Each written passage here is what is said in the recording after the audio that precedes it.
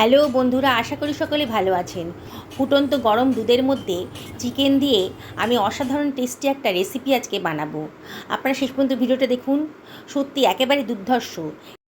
চিকেনের রেসিপিটা একেবারে অন্য স্বাদের। আপনারা এটা খুবই পছন্দ করবেন।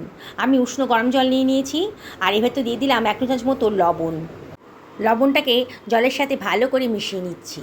এবার আমি চিকেনগুলো এর ভেতর দিয়ে দিচ্ছি। আমি একটু উষ্ণ গরম জলেই চিকেনটাকে ধুয়ে নেব।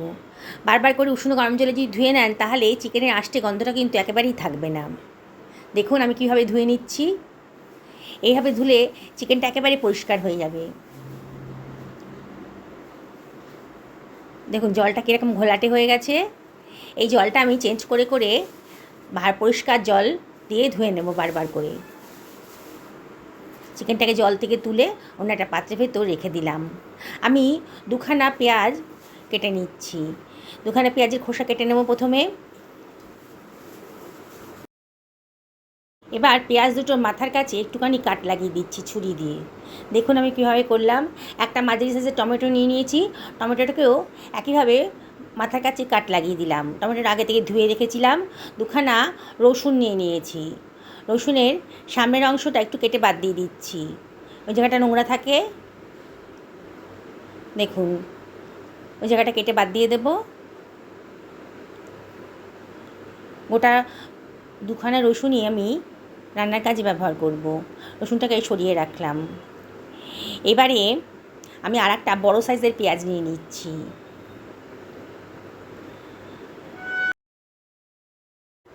প্রথমে এই পেঁয়াজের খোসাটা কেটে বাদ দিয়ে দিলাম।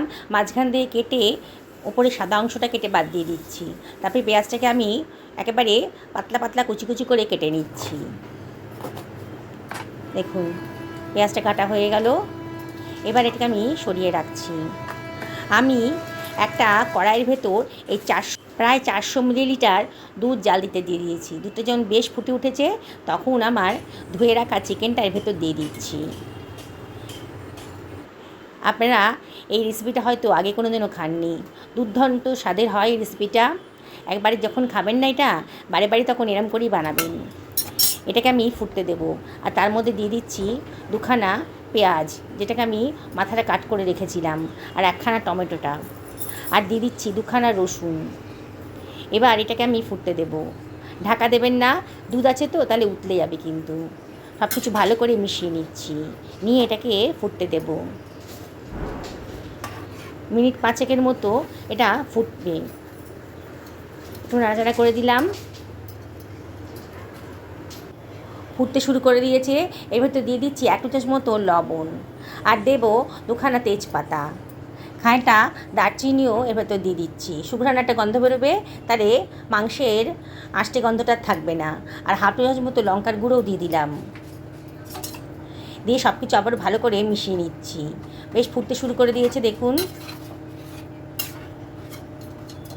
খোলা অবস্থাতেই ফোটাতে হবে, ঢাকা দেওয়া যাবে না।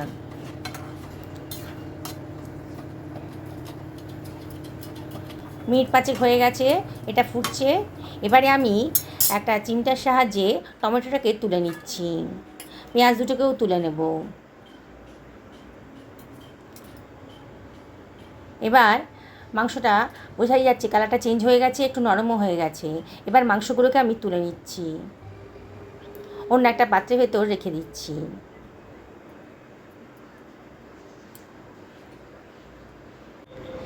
চিমটাতে তুলতে অসুবিধা হচ্ছিল, তাই একটা স্ট্রেনারের সাহায্যে সমস্ত মাংসগুলোকে আমি অন্য একটা পাত্রের ভেতর তুলে নিলাম।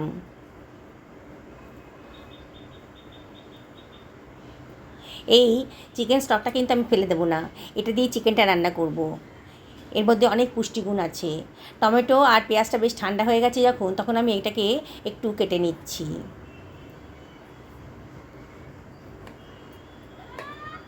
পেঁয়াজটা কাটা হয়ে গেছে। এবার টমেটোটাকেও একইভাবে কেটে নেব। বেশ নরম হয়ে গেছে এটা। টমেটো আর পেঁয়াজটাকে একটা মিক্সার গ্রাইন্ডারের ভেতর দিয়ে দিচ্ছি।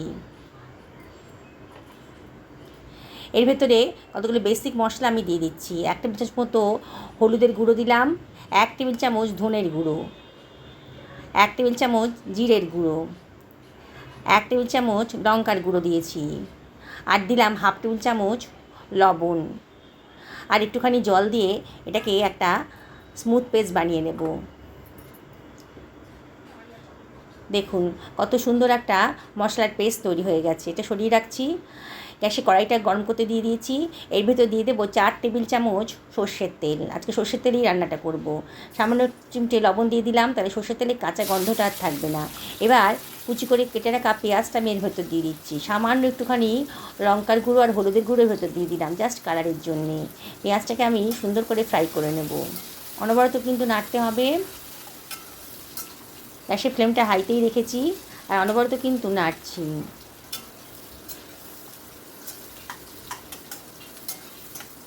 দেখুন আস্তে আস্তে পেঁয়াজটা কিন্তু কালারটা চেঞ্জ হয়ে যাচ্ছে পেঁয়াজের, বোঝা যাচ্ছে যে পেঁয়াজটা ভাজা হয়ে গেছে। এবার আমি এটাকে তুলে রাখছি অন্য একটা পাত্রের ভিতরে।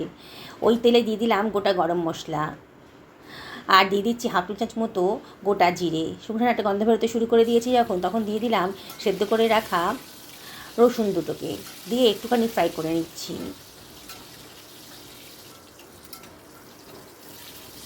দেখুন বন্ধুরা, খুব সুন্দর একটা রেসিপি কিন্তু তৈরি হতে চলেছে। এবার মশলার পেস্টটা দিয়ে দিলাম। গ্রাইন্ডারটা ধুয়ে একটু জল ওর ভেতর দিয়ে দিলাম, দিয়ে সব কিছু আবারও ভালো করে মিশিয়ে নিচ্ছি। অনবরত কিন্তু নাড়তে হবে, নেড়ে নেড়ে মশলাটাকে একেবারে কষিয়ে নিতে হবে। রান্নাটা তাড়াতাড়ি হবে বলে আমি ঢাকা দিয়ে দিলাম মিনিট 2-এর জন্যে, মিডিয়াম টু হাই ফ্লেমে। 2 মিনিট বাদে দেখুন মশলাটা কিন্তু বোঝাই যাচ্ছে ভালো মতন কষানো হয়ে যাচ্ছে। আবার একটু নাড়াচাড়া করে দিচ্ছি। মশলার গা থেকে তেল বেরোতে শুরু করে দিয়েছে। খুবই টেস্টি রেসিপি তৈরি হচ্ছে আজকে, একেবারে ভিন্ন স্বাদের। এবার ভাপিয়ে রাখা চিকেনের টুকরোগুলো আমি এর ভেতর দিয়ে দিচ্ছি, দিয়ে সব কিছু ভালো করে মিশিয়ে নেব। বন্ধুরা, রেসিপিটি যদি ভালো লাগে তাহলে লাইক, শেয়ার, কমেন্ট করতে কিন্তু ভুলবেন না। নতুন বন্ধুদেরকে রিকোয়েস্ট করব আমার চ্যানেলটা সাবস্ক্রাইব করার জন্যে। পাশে থাকা বেল আইকনটা অবশ্যই ক্লিক করে দেবেন, তাহলে আমার রান্নার নোটিফিকেশানটা আপনারা জলদি পেয়ে যাবেন। পুরনো বন্ধুদেরকে অনেক ধন্যবাদ, তাদের সাপোর্টের জন্য এত দূর আসতে পেরেছি। তাও আপনাদেরকে রিকোয়েস্ট করব, রেসিপিটি যদি ভালো লাগে তাহলে লাইক, শেয়ার, কমেন্ট করবেন। চিকেন স্টকটা দিয়ে দিলাম। মিনিট 2 ভালো করে এটাকে কষিয়ে নিয়েছিলাম, তারপরে চিকেন স্টকটা যে ছিল পুরোটাই আমি দিয়ে দিলাম, দিয়ে একটু নাড়াচাড়া করে দিচ্ছি। বন্ধুরা, রেসিপিটা বানানো কিন্তু একেবারেই সোজা, আর এই টেস্ট কিন্তু একেবারে অন্য ধরনের, দারুণ স্বাদের। ঢাকা দিয়ে মিনিট 10 রান্না করে নেব মিডিয়াম টু লো ফ্লেমে। 10 মিনিট হয়ে গেছে। দেখুন, দেখেই মনে হচ্ছে মাংসটা সেদ্ধ হয়ে গেছে। তাও আমি একটু চেক করে নিচ্ছি। একটা মাংস তুলে কাঁটা চামচটা দেখুন কত স্মুথলি ঢুকে গেছে, বোঝাই যাচ্ছে মাংসটা সেদ্ধ হয়ে গেছে কিন্তু গলে যায়নি। দেখুন আমি কত সুন্দরভাবে কত অল্প সময়ের মধ্যে একটা দারুণ স্বাদের রেসিপি তৈরি করে ফেললাম। এবারে এর ভেতরে আমি দিয়ে দিচ্ছি ভেজে রাখা পেঁয়াজটা, দারুণ সুন্দর টেস্ট আসবে। আবারও সব কিছু ভালো করে মিশিয়ে নিচ্ছি। এবারে আমি এর ভেতরে দিয়ে দিচ্ছি 1/2 টেবিল চামচ মতো গরম মশলার গুঁড়ো, আর হাতে ডলে একটুখানি কসুরি মেথিও দিয়ে দিচ্ছি, দারুণ সুন্দর গন্ধ বেরোবে। এবার ঢাকা দিয়ে মিনিট 2 রান্না করে নেব। আরও 2 মিনিট রেস্টে রাখার পর দেখুন কত সুন্দর দেখতে লাগছে। আমি আবারও সব কিছু ভালো করে মিশিয়ে নিচ্ছি। দেখলেন তো বন্ধুরা, কত অল্প সময়ের মধ্যে দারুণ স্বাদের একটা রেসিপি তৈরি হয়ে গেল। আপনারা অবশ্যই বাড়িতে একদিন এটা রান্না করবেন, আর আমাকে কমেন্ট করে জানাবেন যে আপনাদের কীরকম লাগলো। আপনাদের সুন্দর সুন্দর কমেন্ট আর লাইক পেলে পরে আমার ভিডিও করার উৎসাহটা কিন্তু অনেক বেড়ে যায়। তাই রিকোয়েস্ট করছি, অবশ্যই রেসিপিটা যদি ভালো লাগে লাইক করবেন, আর অবশ্যই কমেন্ট করবেন, আর বন্ধুবান্ধব আত্মীয়স্বজনের সঙ্গে শেয়ার করবেন। দেখুন আমি এটা সার্ভ করে দিয়েছি একটা সার্ভিং প্লেটের উপর, কি সুন্দর দেখতে লাগছে। দেখুন